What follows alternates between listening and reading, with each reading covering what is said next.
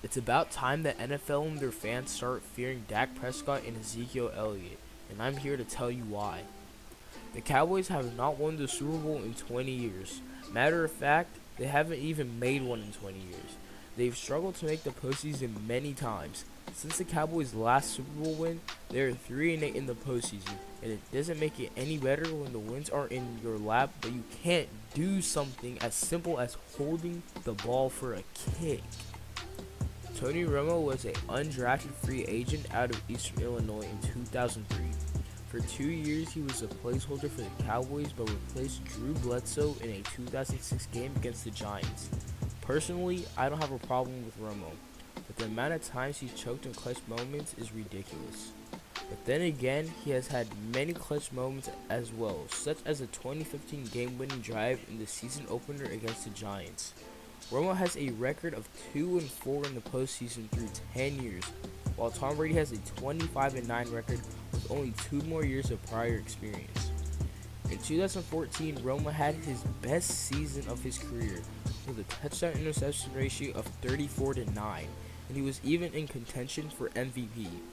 But the most significant part of the whole season was the divisional game against the Packers that ended with a controversial call by the refs. It ultimately led to Dallas losing, but I'll save that for another video. But now the Cowboys have a new QB named Dak Prescott, who was chosen in the 4th round of the 2016 NFL Draft with the 135th pick. But the Cowboys were never even planning on selecting him in the first place. Their first choice was to trade back up into the first round to get Paxton Lynch, but he was snagged by the Broncos. They next tried to obtain Connor Cook in the 4th round, but he was selected by the Raiders 35 picks before Dak. But let's not forget his partner in crime, Ezekiel Elliott, the 4th overall pick in the same draft from Ohio State. He had an amazing career in Columbus and definitely helped the Cowboys a lot. Throughout the whole preseason, Dak Prescott played amazing, but the most significant part was the 3rd preseason game against the Seahawks, where on the first drive for the Cowboys, Romo was escaping the pocket and slid down awkwardly while getting tackled, which led to a fracture in his back and kept him out for 6 to 10 weeks. It's crazy because the same thing happened to Tom Brady, and look where he's at. Before Romo fractured his back, Kellen Moore, the backup for Tony Romo, actually got injured. He actually broke his ankle during training camp. So after that, the Cowboys only had 2 active quarterbacks on the roster, Dak Prescott and Jamil Showers.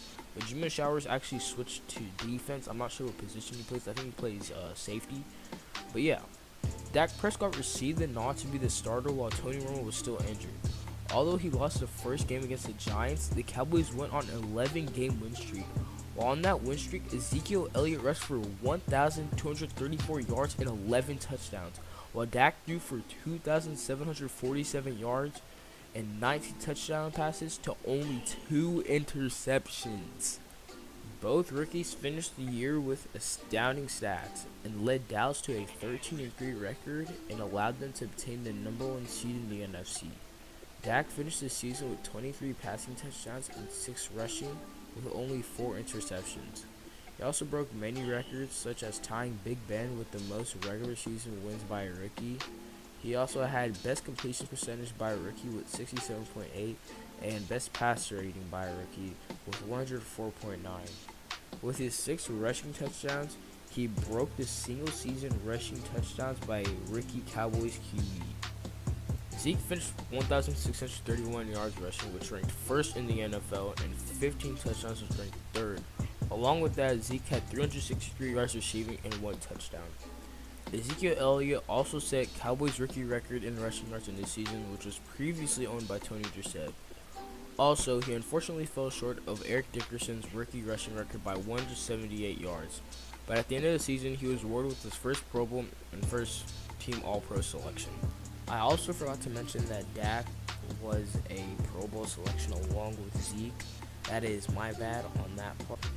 And to anyone that has anything to say about Zeke only being good because of his own line, I have 2 points. He was projected a top 10 pick in almost every mock draft, so can't really say anything because that's solely based on talent. And that should be surprising because teams are usually scared to take running backs in the first round. Also, Zeke had 932 yards after contact, which, if you didn't know, doesn't require any O-line at all. Yes, the linemen are a vital part to Zeke's success, but using them as an excuse for him being good is pretty pathetic. The Cowboys are building something special in Dallas, and anyone would be lying if they didn't say that they got somewhat lucky with picking Dak in the 4th round. Even draft experts are saying if the draft was done over, Dak would have gone first over Jared Goff. The crazy thing is that we might never see rookie seasons from Dak and Zeke ever again. If rookies are putting up numbers like this, the sky is definitely the limit. All Dallas has to do is adjust the defensive side of the ball, and they can be real contenders in the NFC and the whole NFL. This is only the beginning of the future. Dallas is set to win a Super Bowl if Jerry Jones makes the correct decisions, such as releasing Tony Romo. This would free up $10.7 million in cap this year and $8.9 million in cap next year, which would allow the Cowboys to get free agents that would make a huge difference on the field. One last thing is that Dallas doesn't have to necessarily win now, due to some of the biggest pieces of the team being very young, which could also help bring free agents in.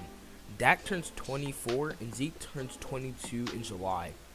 Dez is 28 years old, and all the offensive line besides Doug Martin are under the age of 27, the youngest being Travis Frederick.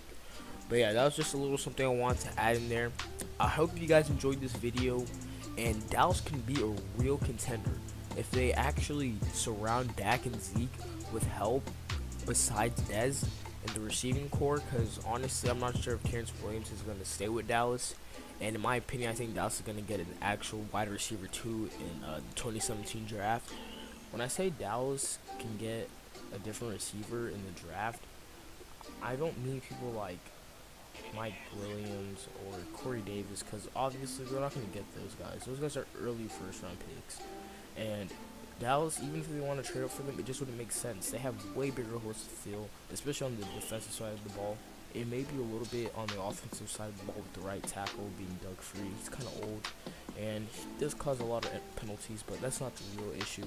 I'm talking about people like Zay Jones, Ryan Titzer, Trent Taylor, Cooper Kupp, those type of guys. They're really good receivers, especially Zay Jones, if Dallas can pick him up.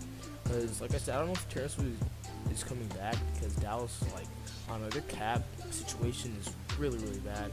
But at the time we're recording this, Tyron Smith and I think Zach Martin or Travis Frederick, I know Tyron Smith for sure, but I don't know about the other two, they actually restructured their contract so Dallas can have more cap space. So free agency is definitely going to be something that Dallas is going to be looking forward to this year.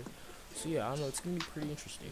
But this is just my opinion. I hope you guys enjoyed this video, and I'll catch you guys later. Adios.